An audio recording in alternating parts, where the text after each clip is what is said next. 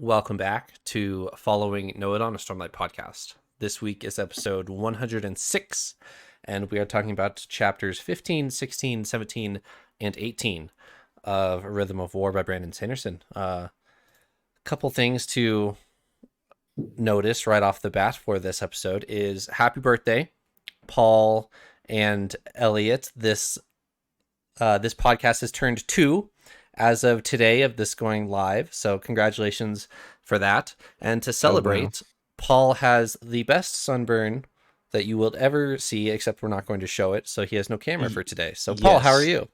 How am I? I am excited to talk about Stormlight and not think about the pain I am in. Yeah, I won't go into too many details, but my shoulders are primarily not shoulder material anymore. They're very burnt and crispy. So yeah, I'm glad to be here though. Glad to be here. I've been liberally applying aloe vera, and we're gonna survive. Elliot, are you faring better? I'm doing fine. I am not like Anakin Skywalker after losing out to the high ground. Yeah, yeah. I think that's an accurate depiction right now. All right. Can I get 2 words to summarize episode 106? We'll start with Elliot. Mine might be a little overly dramatic, but we'll see. I can tie them into a few different parts. My 2 words are purpose and death. Okay. Purpose and death. And Paul, do you have 2 words? Yes, my 2 words for this episode are formation and peacekeeping. All right. Let us use these 4 words and talk about A Rhythm of War.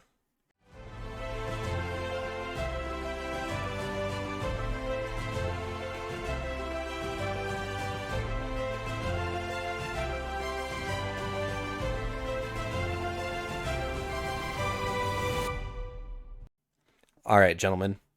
Before we kick off episode 106 properly, we have a response to episode 104.1 from a podcast friend of ours. So we can watch this and we will discuss it as after that. So let us watch this clip and then we can respond to it. Hello, Paul and Eliot. So Trevor has granted me the opportunity to participate in your podcast again. So of course I jumped at that opportunity. So I just finished watching the latest episode, and I was able to watch that early because I'm a patron, so hint, hint. But anyway, so you guys had a really great discussion about Shallan and her truths / oaths / whatever that means. And I think that was a really great conversation. But one thing that I really thought about that you guys didn't bring up was that Brandon Sanderson doesn't do something once. He likes to do it a few times. He likes to show us different examples of it. So if Shallan really is or did regress on her oaths, as you know, she had oaths as a child, then regressed, then did the oaths again, would Brandon Sanderson really just show us that once? Would he introduce a mechanic like that and have only Shallan do it? I don't think so. Can you think of another example of someone regressing on their oaths and losing their powers? Anyone? Well, we have seen the loss of powers, like Kaladin. That was a big moment. But I think that's different because when he came back, he had like progressed, right? It wasn't like. I assume you can lose your Stormlight privileges at any point, even if you're 4th ideal or whatever. Like it's an all or nothing thing, is my thought, my impression. But that's a good point. I like the point that it wouldn't just like be a one-of occasion. It is a good point, and I do think we need more. We do need another bit of evidence to support it for sure. And I can't think of anything specific. Yeah, Kaladin's the only thing that's coming to mind, but I agree that's not really the same thing. Do we count Teft in that too? I will bring up Teft later, but let's keep going with the ranks video here. Okay. Have you thought of it yet? How about the entire plot of Words of Radiance for Kaladin, right? So Kaladin is really struggling with his ideals in Words of Radiance. He has this whole plot line where Moash, freaking Moash, right? Moash wants to kill Elhokar. He wants to assassinate Elhokar. And all he wants Kaladin to do is look the other way and not report it. Kaladin's struggling with that because he knows in his heart that it is not right. And he's in prison. Syl changes significantly. She's invisible most of the time. She has a weak voice. She has a few moments where she actually has conversations with Kaladin, but most of the time isn't found anywhere. Kaladin tries to reach for Stormlight at one point, and it resists him. And finally he's able to get it, but it took a lot of effort. And he's in this super dark state where he basically comes to the conclusion Elhokar needs to die. Dalinar would be a better king. I'm going to let that happen. I'm going to let Moash do that. What's the first thing he does when he gets out of prison? He gives Moash his shards. He gives Moash plate and blade. He knows that Moash wants to kill Elhokar. If this isn't a sign that he's now on Moash's side there, I don't know what else is. And then, of course, the whole thing with the chasm happens. And the Stormfather says, you killed her, right? And whether or not he was lying, we don't know. But what we do know is Kaladin had no powers at all in the chasm. And for the rest of the book, until he says the third ideal, and then everything comes back. So I think this is a perfect example, even better than what we're seeing with Shallan. Shallan's really confusing. But this is a perfect example of you say an oath, and then you go against that oath, you lose what that oath granted you. And it's very dangerous for the Spren. We don't know, what would have happened if Kaladin hadn't said that third ideal. If Kaladin didn't say that third ideal, and he continued down that dark path, and he joined Moash and everyone in assassinating people and trying to bend the world to their will, and what would have happened to Syl, right? If there's a longer and longer time, we don't know. But what we do know is Shallan had years of that, where she repressed her memories. So there's one thing that I do want to point out. It's in Words of Radiance. And when I say it's in Words of Radiance, I mean it's in the in-world book Words of Radiance, and also, of course, the one we read. If you remember, Words of Radiance has a whole set of epigraphs that are quotes from the in-world Words of Radiance. This is chapter 57. Malchin was stymied, for though he was inferior to none in the arts of war, he was not suitable for the lightweavers. He wished for his oaths to be elementary and straightforward, and yet their spren were liberal, as to our comprehension, in definitions pertaining to this matter. The process included speaking truths as an approach to a threshold of self-awareness that Malchin could never attain. A threshold of self-awareness. The truths aren't about telling the spren things that are true. The truths are personal. They're about self-awareness. Would you describe Shallan as self-aware? I wouldn't. But whenever she progresses, I'm terrified. I killed my father. I killed my mother. That's self-awareness. That's accepting things that she was repressing, and that progressed her. What happens if she represses them again? Well, I would assume she'd regress because she's now less self-aware. So being a lightweaver, in order to get to that highest ideal, whatever that is, you better be really self-aware and accept yourself and accept your past, accept your decisions, accept what happened to you. And Shallan is not there. Not at least, I don't think so. So she has a ways to go if she's gonna ever get there. And so you've already said she's struggling with stuff this book. You thought I killed my mother was the worst thing that happened to her. Well, just as Eliot's saying, she seems to be struggling with something new here, something even deeper. So what would that be? I mean, I'm not going to spoil it for you, whether or not we get that. But she's definitely struggling with something deeper, and it's about, becoming more self-aware. And so what is the opposite of self-awareness? It's repression. It's becoming less aware of yourself and splitting yourself into multiple personalities, right? Who is Shallan? Is Shallan the Shallan we see, even the real Shallan, right? That's what she's struggling with.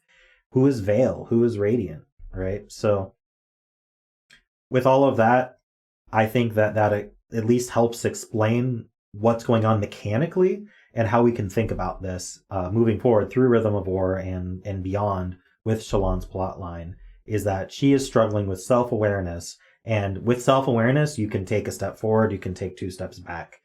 And as you do that, that bond with the cryptic is gonna get bigger and smaller. And I think that's what we're seeing with Shallan all the time. At any given moment, she could be moving forward and backward in her bond, just as Kaladin did during Words of Radiance. So, food for thought. I'd love it if this spawned more conversation between you guys. And I love the podcast. And thanks for having me on again. Thank you, Ranks. My favorite line in that whole thing is, who is Shallan? Do we even know who is Shallan? That made me chuckle first time I watched it. That's a really good question.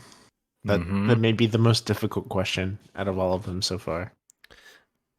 So do you guys remember at the end of Oathbringer in the Battle of Thaylen Fields, the real Shallan kind of drops all of her illusions, and the real Shallan is actually radiant in her armor? Do you guys remember that? Yes, and I remember being frustrated about it, but yes. Right.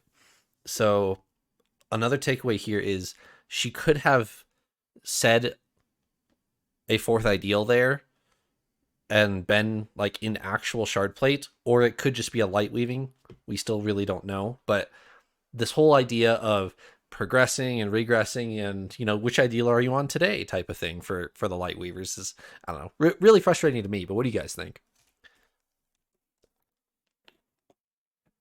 I love that Ranks is weighing in here. Thank you so much for jumping on here and throwing your thoughts in the ring. I like this line of thought. It seems to make sense. It seems to fit with Shallan, and it's causing me to rethink some things. We kind of had a light bulb moment in that episode where we realized maybe Shallan has been further than this before and has gone back. So this is a cool line of thought. I'm not sure, Ranks, you know more about this world than I do, so I probably should trust you, but I'm not quite sure I'm fully on board with the Kaladin is doing the same thing in Words of Radiance. I think that is a good case to look at, because it gives us a chance to compare a maybe similar event. But Kaladin's, to me, I've only read it once and it's been a while, where I remember it being more of like an on-off switch as opposed to you took a step backwards. It seemed like you violated your oath. You violated your ideal. Therefore, I'm going to take away these privileges until you get back on board with it. I'm gonna completely remove this. You go back to ground zero.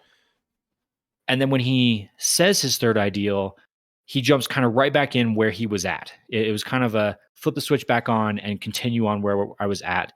It doesn't feel like he necessarily was kind of traveling backwards on the path.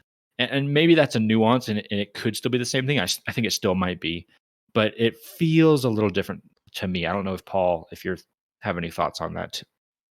I do agree. It feels different. The main thing I was thinking about is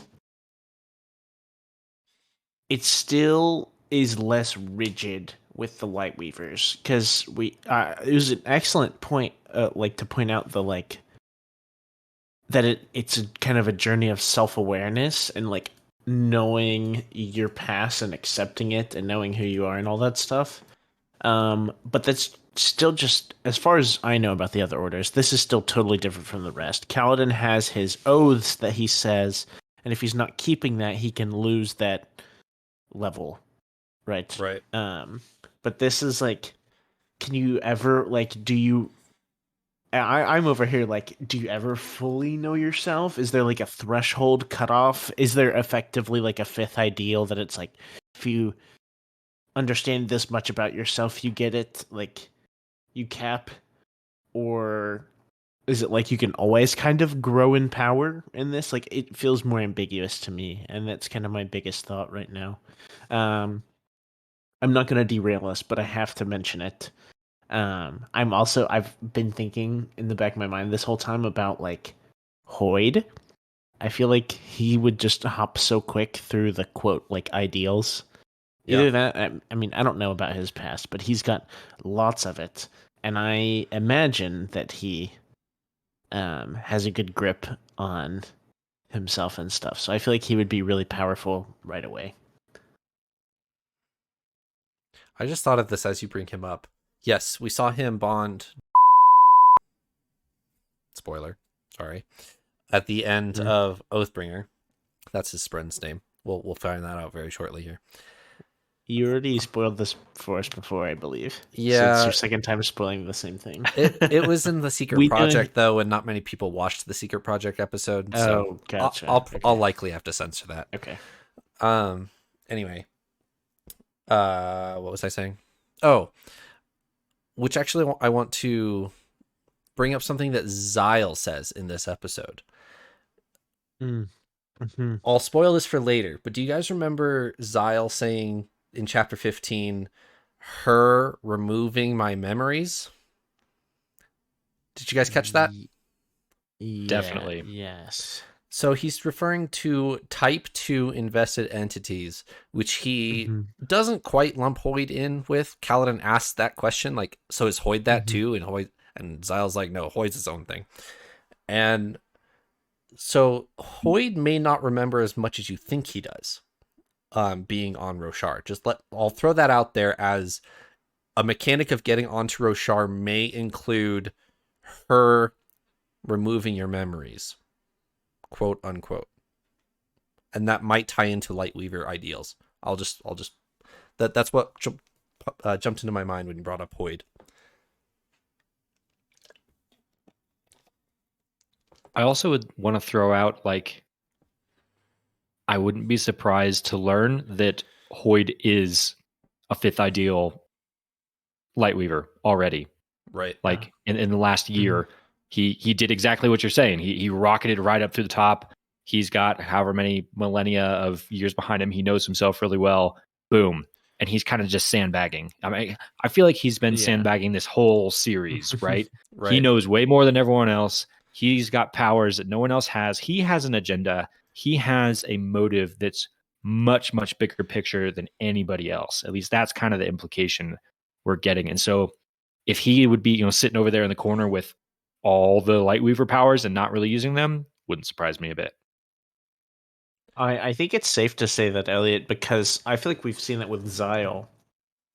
With Zyle and Kaladin kind of spar, and Zyle just kind of uses like a scarf and just kind of wraps Kaladin up right quick. It was kind of funny, first of all. And second of all, like, Zyle did that, and like we knew Zyle was like a good sword fighter or whatever, but like Kaladin is kind of one of the best that we have to point out in our world here. And then Zyle is like, yeah, no, Hoyd's like his own thing. Like they're still not really comparable, but I feel like we've seen Zyle not really like even try, and so then he's looking up to Hoyd. So I agree. That's just a bit of perspective, I guess. I do need to add this, even though we said we wouldn't derail this. Do you guys remember in Shallan's flashbacks, Hoyd lightweaving? Do you guys remember this?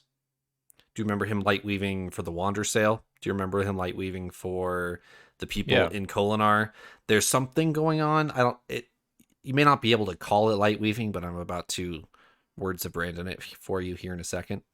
So you could go down the rabbit trail of, well, Hoyd is lightweaving way back in the day, kind of like Shallan is, and then he progresses into the first ideal, like before his sprint, whatever. You could go down that same route with Hoyd of where is he on ideals here, but Brandon Sanderson's been asked about this before Rhythm of War came out, and he said lightweaving surge binding was based off of a magic system that came from where Hoyd comes from.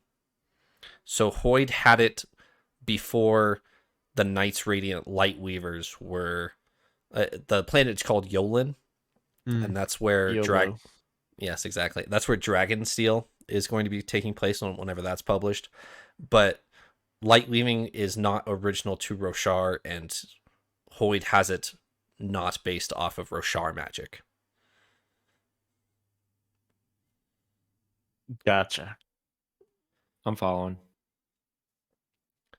Okay.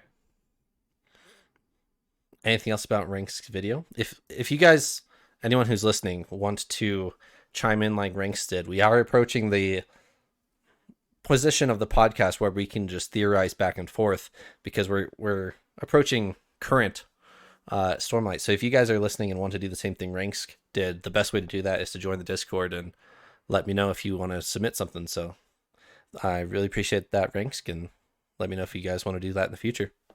Yeah, I honestly didn't know we were doing that whenever I sat down here, and it's like honestly super fun, pleasant surprise, and really cool to hear your thoughts and bounce off of that as well. Yeah, that was fantastic and very well formulated thoughts as always, Ranks. Yeah. He's setting the bar high, so it's probably Yes. kind of intimidating for anyone else to try and jump in, because they're like, dang, I know I couldn't like hop in like he has. So even if it's a 30-second question, if you want to record that, just let me know and we can involve that too. It doesn't have to be as well thought out as Ranks is. Shall we talk about words? Do we need to go all the way back to that, or should we just talk about chapter 15? Give me 10 seconds of what your words mean, Paul. Yeah, I can talk about my words briefly. So first one is kind of surface value, I guess, formation. I'm kind of doing that in reference to Kaladin here, who's meeting with Zyle because he's kind of trying to just figure out what am I going to do next. And right. I thought about having, I didn't know if it was actually a word or not, like reformation, not reformation, because it's different, isn't it? I don't actually know. It may be the same thing. I overthought it, so I chose formation. And I envision that Kaladin is just kind of trying to pick up the pieces, figure out what to do next, and stepping forward. My other word, peacekeeping, is in reference to our heralds and a lot of the conversations that they have with that. There are heralds and Szeth somewhat as well. Our heralds, they're a little psycho, but I still love them. And we see from Ash kind of sharing what she can, what she knows, all this stuff when she's kind of being interrogated.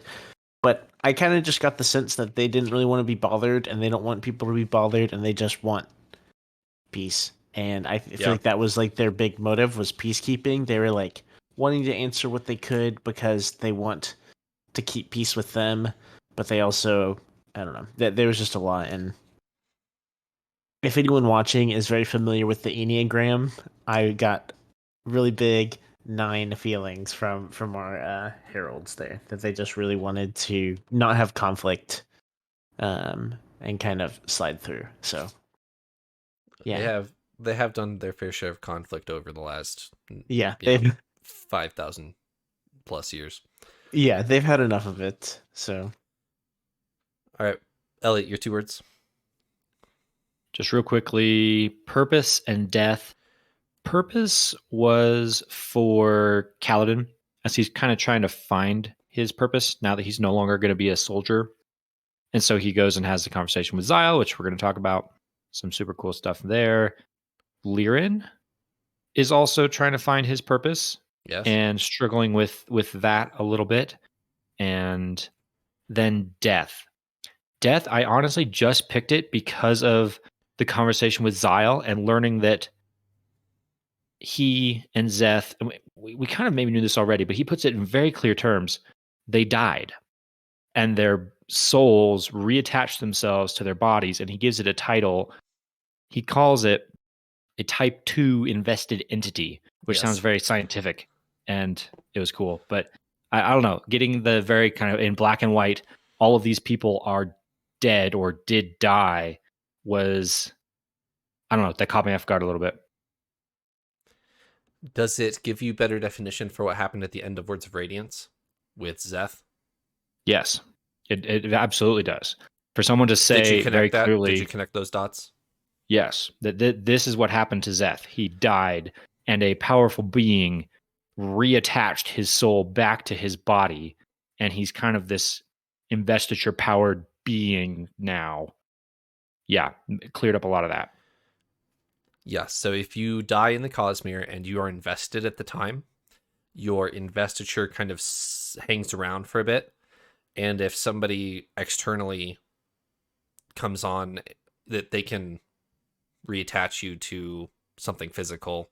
If they're nice, it's your original body. If they're not nice, it could be a rock, a stick. Yes, a stick.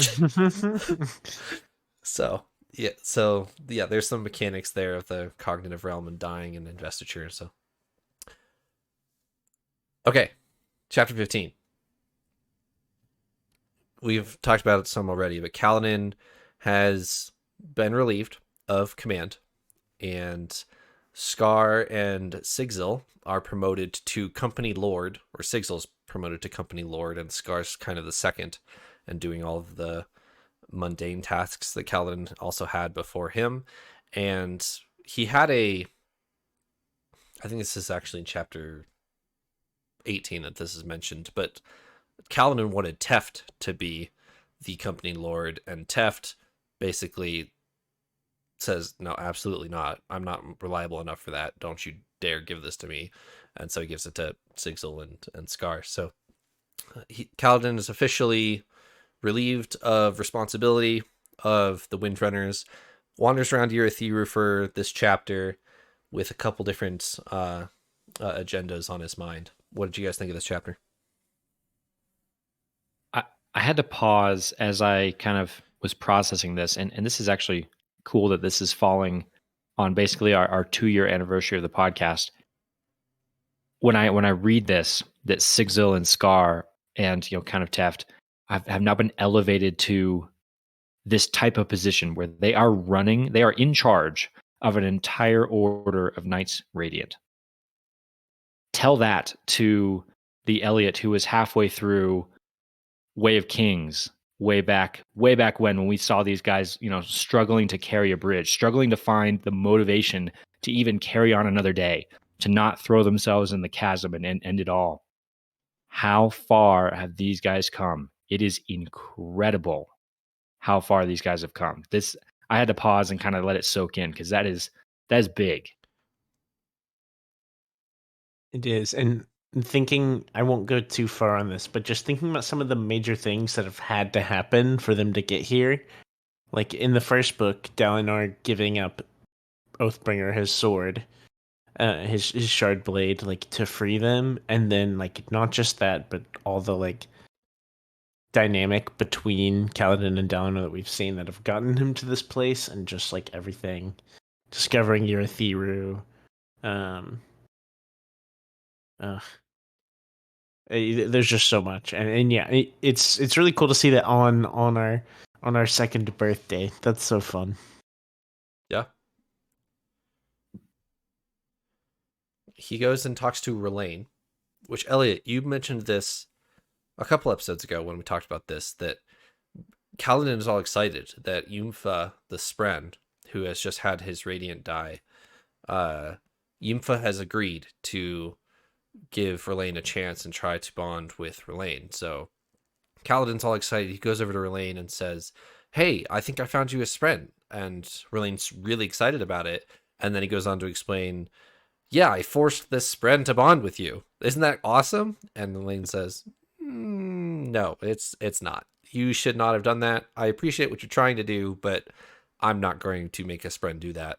I want a Spren to bond me for the honor I have and be able to look past the Parshendi forms that I that I am. So what were you guys thought on that forced Niall bond that Kaladin was trying to do? So it seemed kind of on par for Kaladin. I was equally surprised and not surprised about this, because I was surprised that whenever Kaladin was explaining it, that he wouldn't see why what he was doing was wrong. Right. He was like, "Oh, like Relaine, you should be so glad. I ordered this spread that he now has to bond with you, Right. or basically he's in big trouble." And he agreed to it, and so Relaine's supposed to be like, "Yay, my friend," but like it just defeats the whole purpose of like how it's supposed to be and stuff. And in Kaladin's head, he's like, "I know when a Spren basically gets to know Relaine that it will work out. Like Relaine is honorable." And so I think in his head he was like, "Oh no, I just need to get a Spren to do it and it'll all work out." But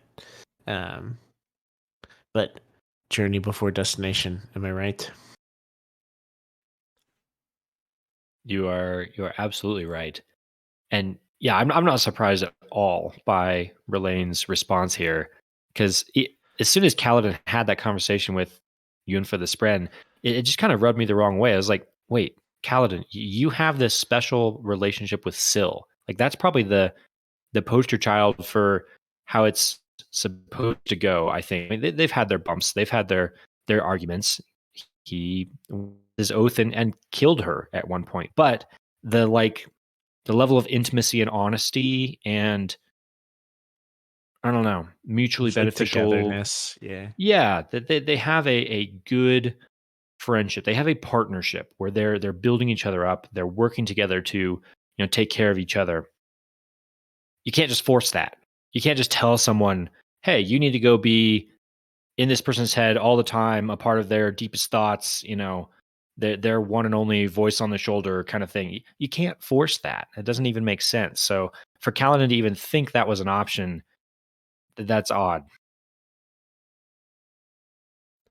Y'all are all grown up and maintaining mature Stormlight conversations all by yourselves. I'm so happy. I don't have to facilitate every point of it. Y'all are thinking exactly what I'm thinking. We're on even ground. It's awesome. Wow.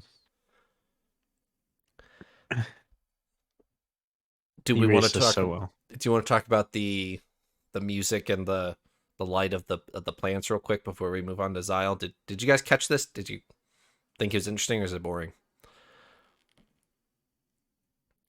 I thought it was interesting. I thought this was I'm fascinated by the mechanics of especially Urithiru, of how this thing is supposed to work. How is this place supposed to support thousands, maybe hundreds of thousands of people, and growing food's a big part of that they're struggling with, right? And they're trying to figure this out. So Relaine has helped them discover this grow food by Stormlight, but it also requires a song, which I was trying to actually think about this and figure it out kind of scientifically, and I couldn't quite get there, because the scene that's described is they're growing their rock buds, right? They shine their grow lamp on it with powered by the Gemheart Stormlight. Yep. But that alone's not enough. You have to sing, and they talk about they specifically see the life spren start to appear, and the life spren start to glow like more than they normally would. And Kaladin wonders like, "Oh, is that powered by the Stormlight? That's kind of cool." This takes us back to the conversation we've touched on many, many times. Are the lifespan attracted to the growing, or are the lifespan causing the growing? Because the answer to that question feeds into my, okay, how does the song play into this? Because from their perspective, or I'm sure the way Relaine would probably explain it, is you have to sing a song to attract a lifespan to help the plants grow. Right. But we've kind of landed on the explanation of that's not really how it works. Yep. That spren are drawn to the thing. They don't cause the thing. Rot spren do not kill you. They're drawn to your infected wound. Correct. So if that's true, the song is not actually for the purpose of attracting the spren. The song itself is somehow causing the growing in conjunction with the Stormlight, and the life spren are just kind of coming and having a party along with all of that. So all that to say, I'm very intrigued by this, and I don't know that I can fully explain it. Any thoughts, Paul, before I talk about that? I always love story aspects involving like music and the growth of nature. I personally always think of Narnia and like the creation of the world depicted in that, and Yep. also Middle Earth as well. Tolkien, like the creation of the world is through music, and I think that may be my favorite imagery of anything ever. Like it's just so cool. But I didn't think too much about the mechanics of this. I thought it was neat, but I wasn't like, wow, I really want to read and understand every little intricate thing about it. I kind of took it in passing. Sure. I think this is how I take it, and if we actually know if we understand the answer to this by the end of the book, I've forgotten it. So these are my genuine thoughts. I've always tied the rhythms that the Parshmen, the singers here, to cultivation. The third shard on Roshar, and so combining the auto, you have to play in rhythm with this rhythm that Relaine is tuning to, and that helps the plant. So Relaine is there, conducting music and keeping them on pace with the rhythm of Roshar that he can hear, and combining cultivation's power, that audible sound of power, with Honor's Stormlight, combining both Honor and cultivation can combine into something that can let because it drains the sphere, right? Doesn't it drain I think so, at least somewhat. Right. So using both cultivation and Honor's power at the same time can foster this plant. So that's what the listeners back in the Way of Kings and Words of Radiance were.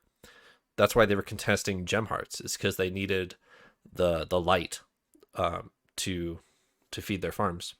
Yeah, that was really cool. As we move on, I thought of one other thing, very very like just pointing out a detail of seeing how the Stormlight and the rhythms work together gets me really excited. It feels like some foreshadowing maybe for what we might be able to see with Venli. Yeah. That's like kind of a sneak peek little glimpse of like, oh, look what you can do if you could somehow incorporate both, And so now I'm really excited. I'm excited to see our Will Shaper, but also I'm like, what if we're not even really seeing a Will Shaper anymore? What if she's like a Will Shaper plus like a bunch of extra, almost like what we saw with the Corrupted Spren, but different, Yeah. I'm excited by that now that you say it too, because if you think about it, Venli's even could be maybe a step further than this. Trevor, I like your thoughts here about combining honor and cultivation. That makes a lot of sense. Venli might take it a step further and take the Stormlight of Honor, the rhythms of cultivation, and Her void spren. the spren of odium that she has. She could potentially be pulling on the power of 3 shards in one person. What can she do with that? Oh man, it's a great question. All right, I'm sure we'll find out in the next chapter, right? Yeah, next chapter. totally. Yeah, or next reading, if not next chapter. Yeah. All right, Kaladin and Xyle, they have a spar, and Xyle's on laundry duty, and they are fighting in and amongst the sheets, and Xyle quite openly uses breaths and command on Kaladin as they're sparring, and halfway through this spar, Kaladin's like, wait a second, You're cheating. I'm gonna lose this. How is this happening? I'm losing. And so that kind of excites him, like, wait, I still have stuff to learn from other people. I can't just overpower everybody. So what do you guys think of this? So to the friends that I have a couple friends right now who are starting to read Stormlight. And honestly, I told one or two of them, I was like, you don't need to read Warbreaker. Like you can read Warbreaker, like if you're not crazy about it, like you don't have to. But then I read this and I was like, actually, I think you need to read Warbreaker. Yeah. Because like it's so overt. Like if I hadn't read Warbreaker, I would be so baffled right now. I'd be like, what surge binding is this? Is this next level lashings? Is this like 5th ideal lashings or something? But yeah.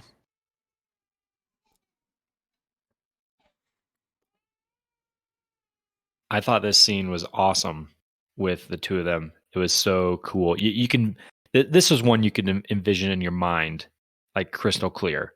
You can see them on the tower, on the edge, with the laundry fluttering in the wind and them fighting and dancing in and out of the laundry on the line. It was super cool. And then there's little nuggets you pick up right because you've read Warbreaker. Things like after he uses the scarves.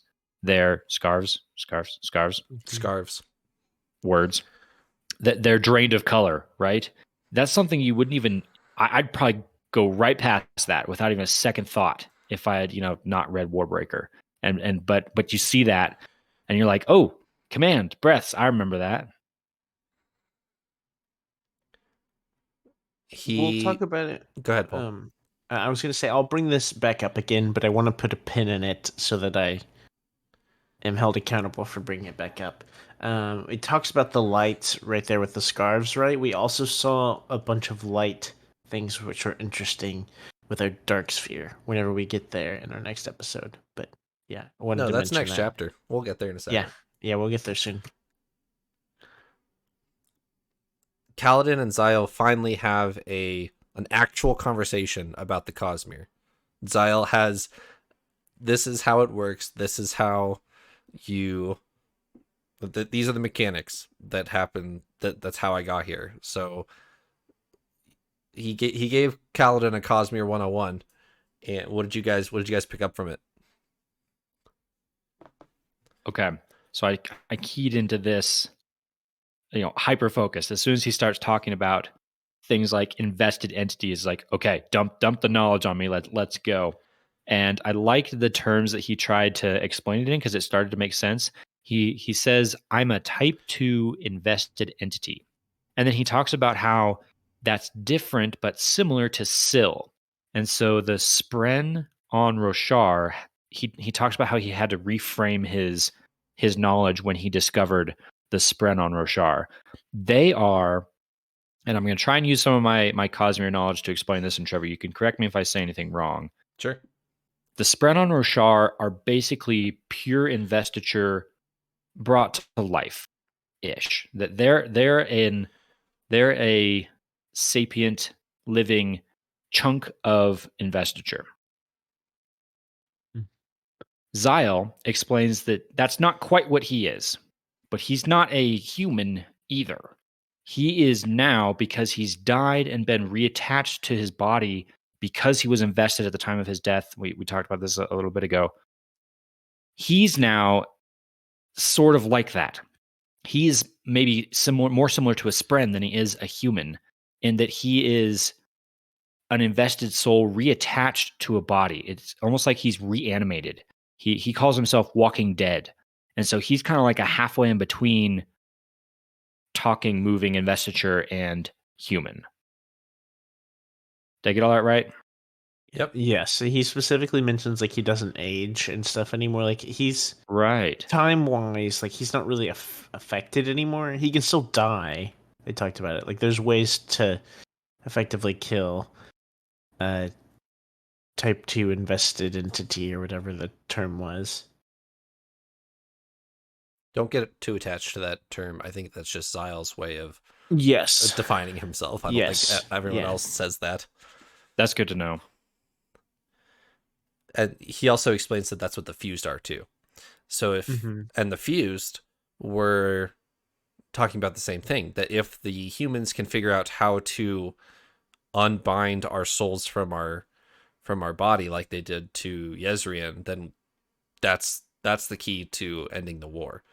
Is if you can stop the fused from rebirthing themselves, then you can win the war.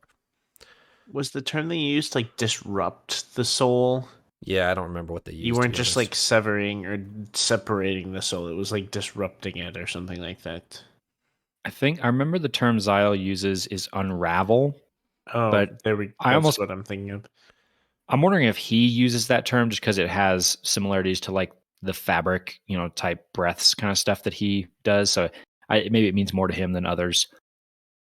I also thought of Nightblood as he starts to explain that. It seemed like the heavy implication there was that he's talking about, hey, you have to unravel these souls. You can't just separate them from their body. He doesn't say this, but I kind of filled in the blank with, oh, by the way, that sword that Szeth has, yeah, that thing unravels people.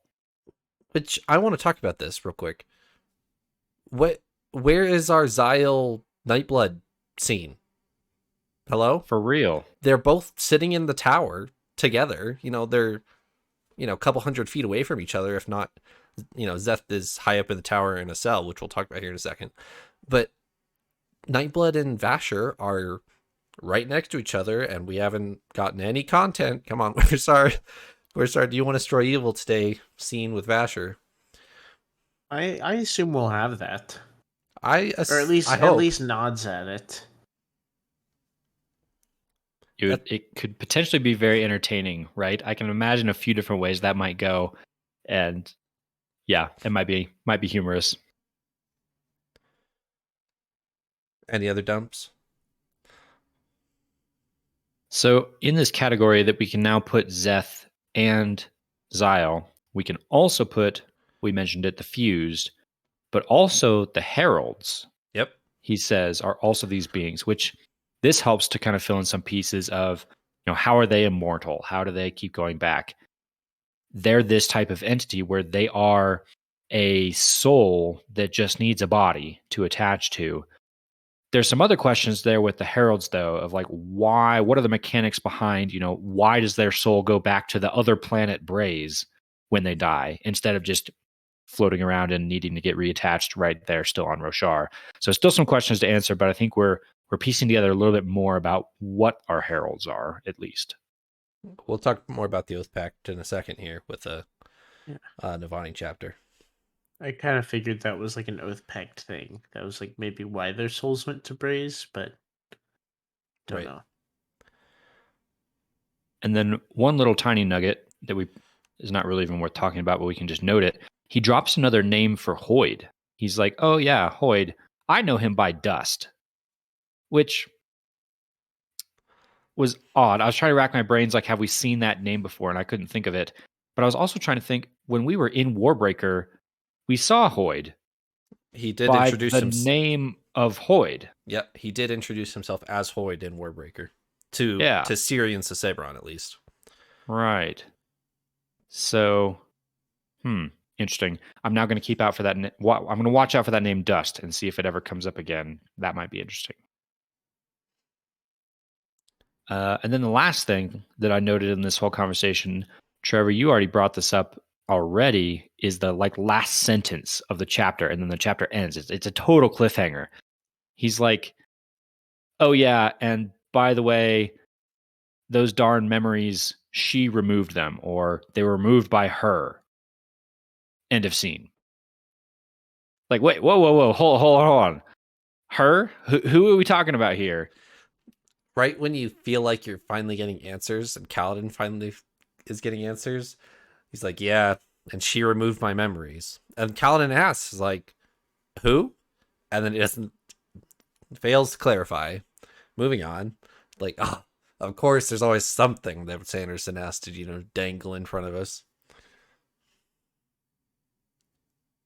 And yes, Trevor, your maybe implication earlier is kind of along the lines of where my brain was going to. Cultivation is the kind of biggest unknown her that we kind of know is out there. So yeah, but why? Like, even if it is cultivation, why is Xyle in some sort of situation where cultivation is removing his memories? And do also, you guys remember that cultivation has Nightblood at the time that Dalinar visits her? Yes, because that's like one of the things she's like, oh, you could have this sword or whatever that like. Sorry, the destroys Night souls or Watcher. something like that. The Night Watcher Yes, has yes. not cultivation. The Night Watcher has night blood, Yes. and it eventually finds its way to nail between those two times. So who knows how that happens? Right. Anything Yeah, else maybe for this? that's actually an interesting little bit of breadcrumb trail there that we could maybe use to try and piece together the path of Nightblood there for sure. My only other thing I thought about in this was, who else do we know struggles with memory loss? Shallan does. So if there's a her out there dealing with removing of memories, is that her somehow tied into Shallan somehow? Maybe. All right, Paul. Chapter 16. We find Szeth. He's in a prison cell. And I want to talk about this real quick because Basie, he's someone in our Discord. He's doing a first-time read-along with you guys at the same time. He posted in his thread that he was really frustrated that Szeth is in a cell and Taravangian is walking around free, because Taravangian is responsible for all of Szeth's deaths, or Szeth's kills, and Szeth, they know the full relationship there. So why is Szeth locked up and Taravangian is still trusted, quote unquote, we'll get there in a second, by the coalition? What are your thoughts on this, Paul? Don't we? Well, I have several, but first addressing Basie's concern. Don't we, like, isn't that kind of answered in the chapters here? I don't know if it's this chapter or the next or what, but doesn't Dalinar say he doesn't trust Taravangian anymore? He does not. But right. he kind of has to be sort of correct and proper with him still. He can't just like throw him in a jail cell, because it would be really bad for image and all this stuff and whatnot. That's kind of annoying, but like I get and stuff. So I kind of assume that's why. And yeah, in for a lot of our characters here, it's probably much more personal because one, they saw this man kill Gavilar, Right. very personal person to them. Two, they know how absurdly dangerous and powerful Szeth is. So Even before Nightblood. Yeah, there's just a lot of things that it's like, let's just I kind of imagine they're just kind of playing it safe right now. They're like, you did help us out here at the end. Like I was a little surprised to see he was in a jail cell. But I then was like, I mean, that makes sense. Like he he hasn't had the most kind-hearted or easy to work with reputation. You know, he's kind of just flown around and killed people and been the most dangerous like person around. So if they get the chance to confine him, at least for the opportunity of asking some questions and straightening some things out, that makes total sense to me. That is part of my peacekeeping thing as well. I never really got the sense that Szeth was even bothered. I could be wrong about that, but listening to this, it seemed like Szeth was like, yeah, that's fine. Like, he's like, I'm here to serve Dalinar. So, and it's commanded by Dalinar is why he's fine with it. Yes. Right. So I view Navani as a fairly level-headed lady. When it comes to Szeth, I feel that she is fairly emotional with this interaction. She says she wants him dead, and she wants Nightblood sunk in the ocean with the Thrill, which is what they ended up doing with the Thrill, which is a whole other thing we can get into in a second. But I feel like Navani is fairly level-headed, except for when it comes to Szeth, because she's super angry about Gavilar's death, which was 8 years ago at this point, and it's been explained that the Parshendi were behind that, and then the rest of his kills were actually Taravangian, and he had his Oath Stone. And so, as far as I'm concerned, I feel like Szeth is fairly redeemed at this point. Navani would absolutely disagree with me, though. So, That's true. So, okay, putting my thoughts in a row here. I felt similarly back in Words of Radiance whenever Shallan was going to end up with our crew. She was like headed to the Shattered Plains or whatever, right? I specifically remember having the discussion of like, oh, it kind of depends on who she runs across as to like how that meeting goes. You know, she could run into some people and have a really bad time, run into some people and have a really good time. And I envisioned her and Navani having a really good time. And if I'm remembering this correctly, she does meet Navani, and it's not. She like is not received well, and it's kind of like a big problem. And I remember being a little frustrated with Navani. I don't even remember what the reasoning was all about. But I kind of get similar things here. I think Navani has more reason to be upset in this case for sure with Szeth. But it doesn't feel to me that she's been that reasonable with meeting new people. And it's kind of almost funny, but she does do that. And Szeth, I loved it. How long we've waited. Oh, I do know how long. We've waited 2 years to get to hear Szeth kind of explain a little bit of what he knows about the night he killed Gavilar and the Dark Sphere and everything.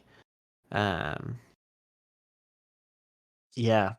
I was very glad to finally hear it from his mouth himself, and everything, and not worry. Um, yeah, I will. I'm happy to talk about the Dark Sphere some. I don't know if y'all have other thoughts on this meeting. I'll just weigh into the dark sphere part. Yeah, Paul, it's funny that this is coming out at our, or we're recording this at our around our 2-year anniversary, because it tells us exactly how long we've waited for this darn sphere to come back on screen. Day one, when we started this, we zoned in on that. Ooh, that dark sphere, that's gonna be super important. It took us darn 2 years before that thing showed back up, but gosh darn it, we found it. Here it is, finally back on screen in Navani's hand. The dark sphere is back. Paul, I don't know about you, but I'm relieved. Actually, it was. Yeah, because this is the one that's not just a mention or a nod or hint at it, but this is like, and we still don't know exactly what it is entirely, but we at least know the story of Szeth having possession of it and all that stuff. And I also think it's funny because at the time that we started reading it, Trevor didn't know this even, which I think is funny. So he was just like, "Yeah, haha, Dark Sphere," and then just letting us run with the ball. And he didn't even know this, I assume. You get the mention of it and the prologue. You get a one line in the first interlude with Szeth, where he hides it under a rock somewhere. And then one line at the end of Oathbringer, Navani saying, "Oh yeah, I've seen that rock like that before."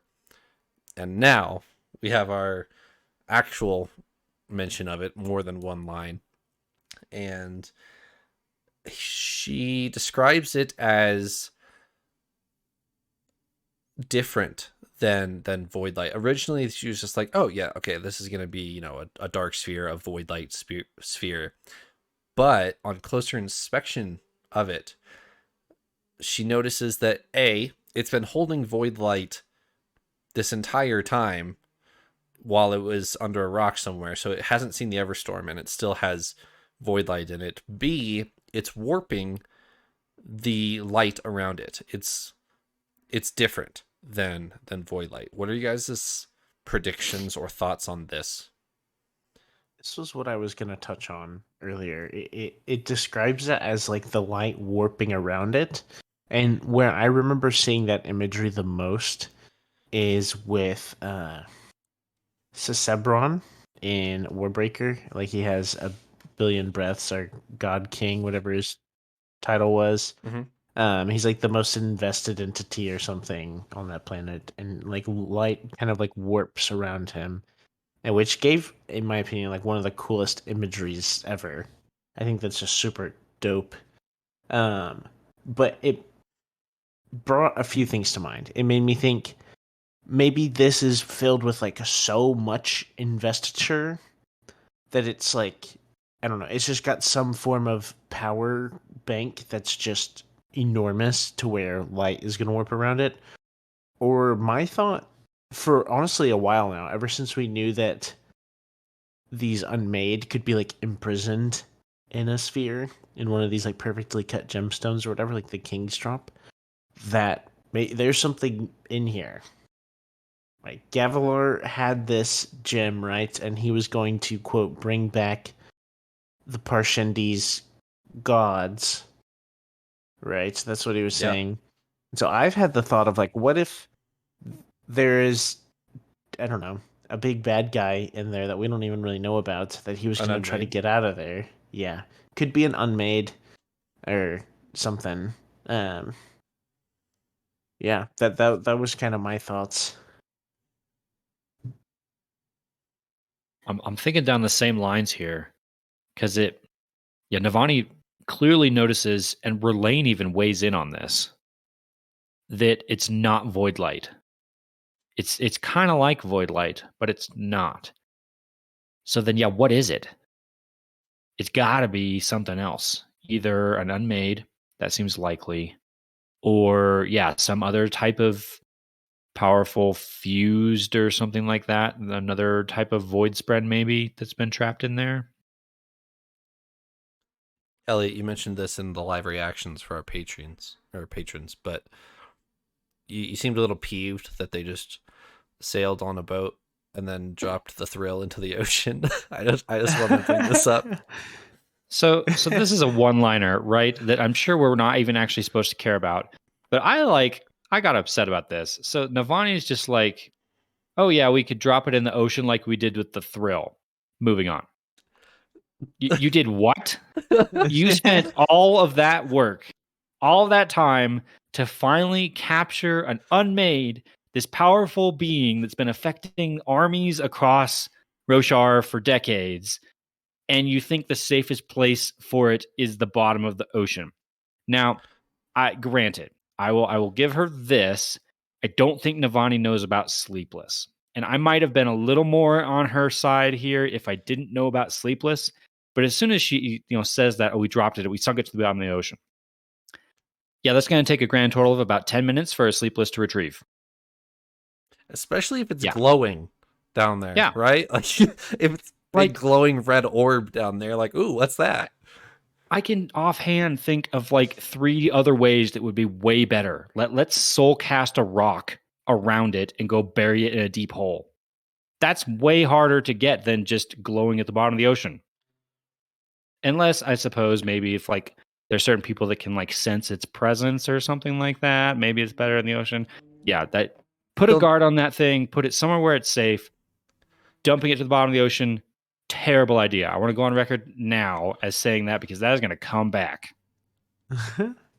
See, I forgot about the Sleepless in that context. I was sitting here and I was like, I don't think that's a smart idea to just throw it into the ocean, like, and just be like, all right, now we never have to worry about it again. But I was like, I don't know what do you do with it? Like, do you just keep it in your gem pouch, or like? No, this is what you do with it. Although I don't know if you actually can, but this is what you're supposed to do with it. You have Kaladin lash it upward for a year. Ever. Yeah. Right? He just keeps multiplying lashings for a week straight.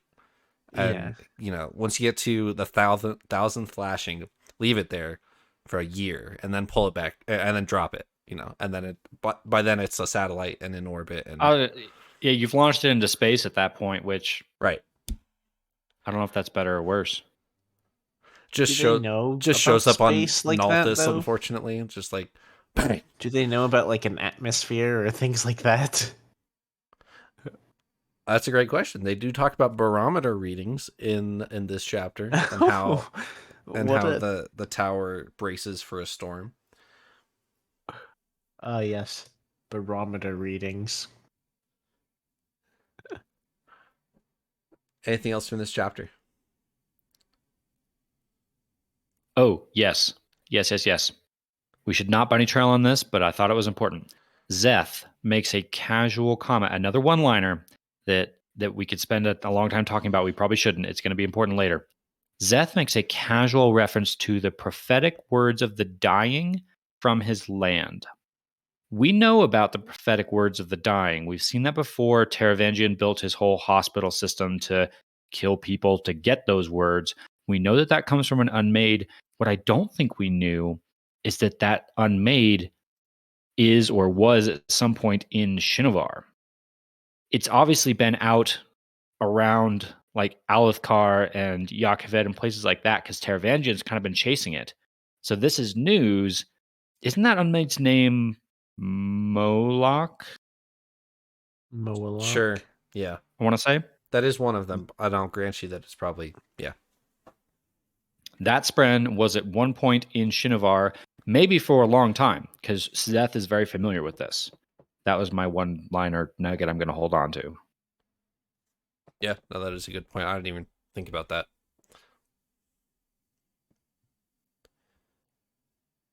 And I'll just mention this again, that the whole cell thing that Szeth is in is completely ceremonial. And they say this in the chapter. If he wanted to get out, all he has to do is draw Nightblood, eat the cell bars away, and walk out. And Szeth is in there of his own free will. Which is one other. It's given me mixed feelings for so long. I won't talk on this long, but like Szeth with his Oathstone, I was like, there's got to be some insane power that's like holding him to do this, to kill these people and stuff.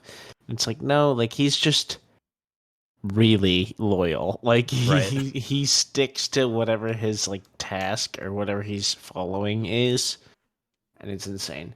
But I'm really excited because now I feel like that power is just going to be harnessed for good through Dalinar, and that is so exciting. Yeah, because he is so powerful. Oh man, Maybe.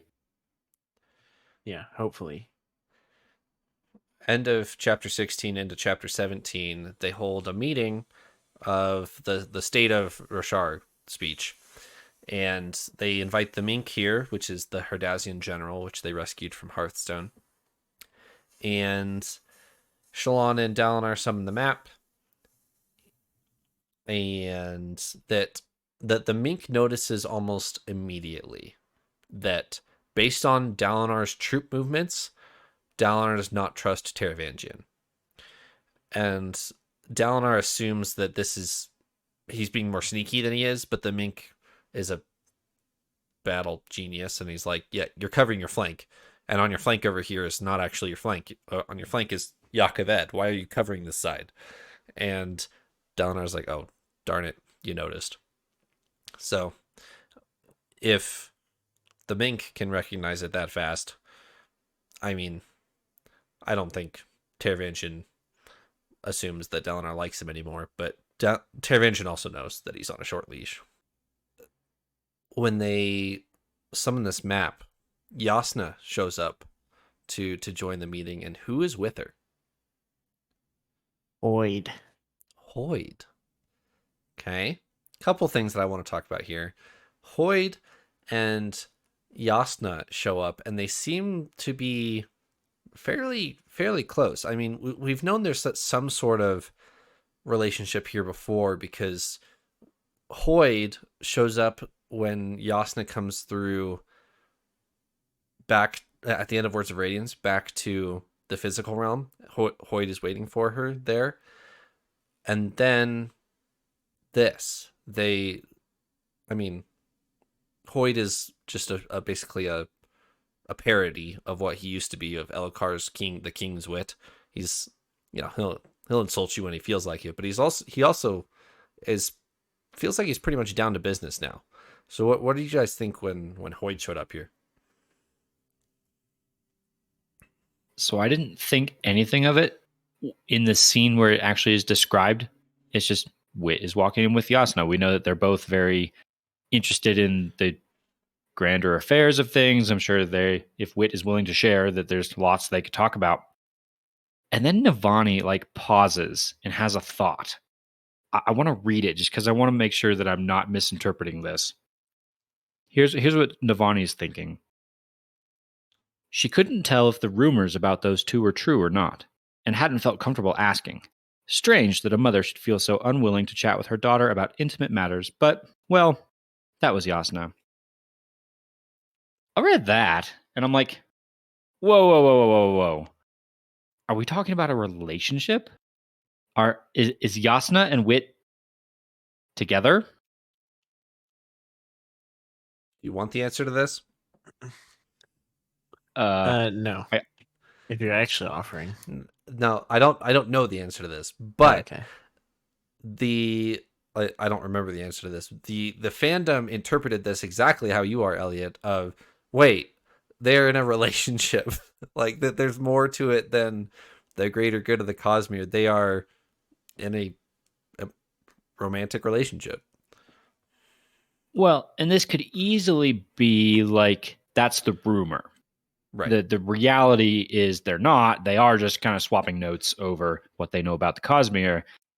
But that there's rumors. People have seen them, in the study late at night, sort of thing. And so the rumor starts to, oh, they're together. So I'm not going to jump to any conclusions just based on this, but I can see how you would. See, I jumped to the conclusion that they weren't. And I was like, oh, Navani is just like kind of being silly, But that's probably what it was trying to get across and stuff. I think I've shared several times on the podcast how a lot of our like love story parts I'm never like that keen on. Like it's great. I love a good romance story, I guess, but for the most part I'm like let's get back to the good stuff, the action stuff. And so they mentioned it and I was like, not enough. Like I'll wait for a Yasna perspective chapter or something like that and Right. before I care. But for the record, you don't want a Yasna perspective. Well, scene. You're not keen on those. I'm not asking for it, but if it happens, then I will know for sure whether they're involved or not. Right. So my biggest thoughts on this while I'm at it, while I've got the mic here, was how quiet Hoyd was the whole time. I thought it was kind of awesome. I thought it was really funny. And they're just talking about all this, and I don't remember what comment is made, but there's a point where it's almost like he's trying to like hold back laughter, or like trying to just like he's like you can tell in his expression he's like kind of making fun of them, but he's not saying anything. And it's like the first time we see Hoyd be just really quiet. And I may be alone in this, but when I remember reading this for the first time, and for the longest time, I have wanted Sigzil and Hoyt to be in the same room because there's a history there, and I really, really want to be the fly on the wall when they finally have a conversation together, because Sigzil does not seem very keen on meeting Hoyt again, and Hoyt's not going to forget about Sigzil, who's an apprentice. And I really want that conversation to happen. And they're finally in the same tower, and they're not having that conversation yet. Yeah. Am I the only one that really wants that? I want that too. And I'm remembering, maybe, am I remembering wrong, that isn't something that's a part of that history part of why Sigzil was a bridge runner? Yes. So yeah, there's something there. I don't know. I've talked with people on my first read. I talked with people about this when I got to this section, and I seemed to be the only one that was really craving a Sigzil Hoyd conversation. But whenever I was reading The Way of Kings, I probably felt very strongly about it, but I've since forgot about it. Sigzil was one of my favorite characters, like back then, but I feel like it's just been too long and too many other big things that it has really crossed my mind. Right. So Yasna over the last year has been flipping society on its head, and she intends to join the war effort in uh like in a more masculine traditional way, and she wants to, fight and be in charge of tactics and stuff like that. And she wants to free all Alethi slaves and make it illegal to own slaves in Alethkar. And then she's openly contradicting Dalinar, which is also something you don't do. So she doesn't care what other people think, and she's just going to do what she thinks is right, and she's queen, so she gets to do it. And she tells Dalinar, I wasn't aware you were in a position to stop me, so I don't care. She drops an interesting comment here that gives some insight into her beliefs. She says that they kind of question her on this whole slavery thing. So she drops the bomb that she wants to abolish all slavery within Alethkar. And the rest of them are like, whoa, whoa, whoa, that's good in idea, but in practice, that's going to wreck the world. And in that, so they're kind of questioning her on like, that seems out of character for you, Yasna. And she responds with her motive is to bring the most possible good for the most people. And that was enlightening to me in kind of getting to see inside her head a little bit. That is a worldview, a philosophy, generally I believe referred to as utilitarianism, where everything is about the most good for the most people. It's you can basically break all of your decisions down to what brings the best well-being to the general populace. And so kind of understanding that's the process, that's the mindset that Yasna has, helps kind of understand her quite a bit. Is that dangerous territory towards what Tervantian would argue? That you can sacrifice the few in order to, or you can sacrifice as many as you need to save as many as you can? It would be Tervantian's argument. It is dangerous territory. It is a slope that, maybe not a slippery slope, but a treacherous slope for sure. You can potentially justify some things using a logic or an ethical system like that maybe some other people would say are not okay. The other loophole in a belief like that is a lot of things may come down to how you define good. Right. If your motive is the most possible good for the most people, that sounds great. I think a lot of people would be like, yeah, I'm totally on board with that. Until you sit down and in specific instances and say, okay, who gets to decide what good is? That can get dangerous if you're not careful. But I was mainly just keying into okay, I'm starting to see a little bit of how Yasna's mind works here. So it was a good scene. I enjoyed it. Anything else from this scene?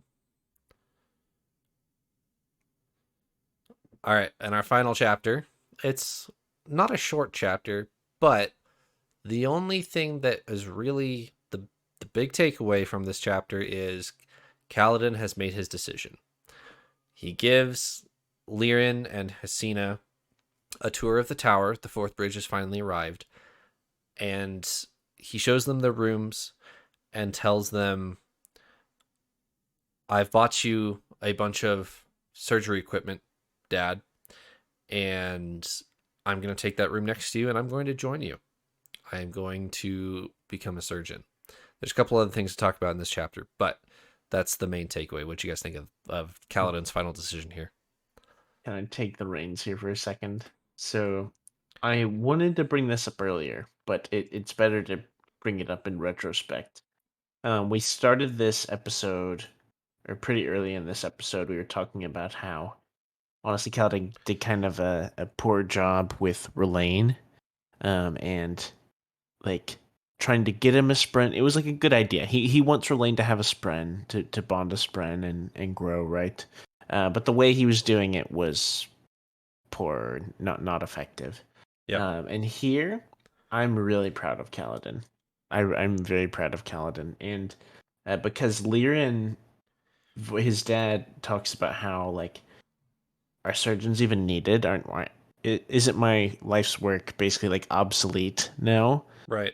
And Kaladin is actually very comforting to his dad, and is like, no, like the edge dancers and the truth watchers that you see healing people, like, you know, they are out kind of near the front lines of the battlefield a lot of the times, but like there's still countless people who need healing, and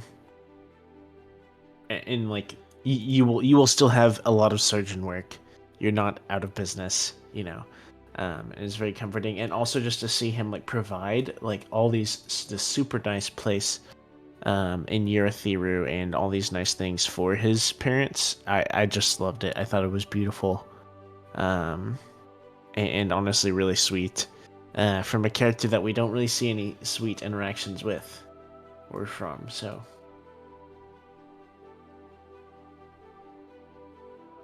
This was almost the reunion scene that I thought we were going to get the first time Kaladin went back and met his parents for the first time.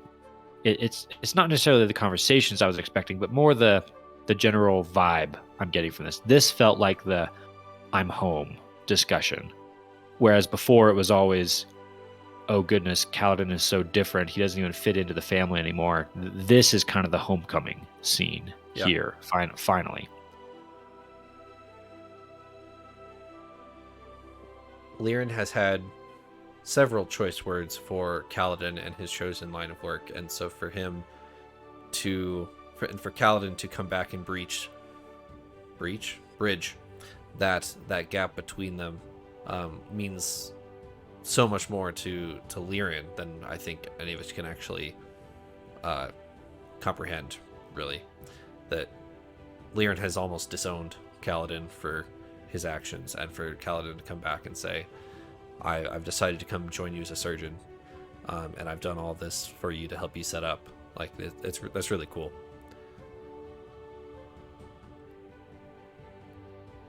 I do wonder, going forward, I was a little bit surprised by this decision from Kaladin, actually.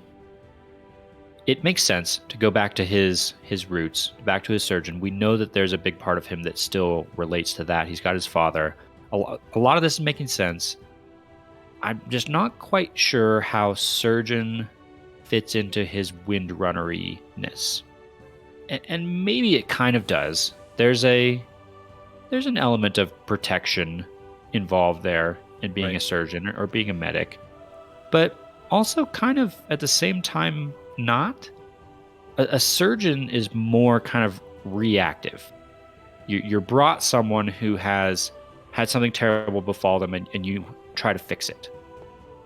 That's not quite in line with what I have as the mental picture of Windrunner in my head. I envision more of the proactive, dive into the fire and save you from danger sort of mentality as the Windrunners. And so I wonder if this won't quite jive with Kaladin.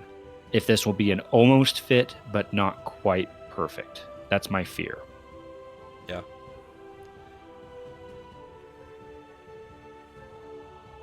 I don't have anything to add. Do you guys have anything else for episode 106?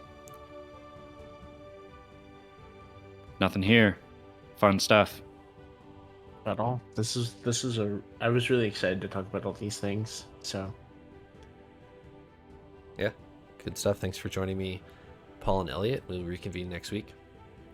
On we go.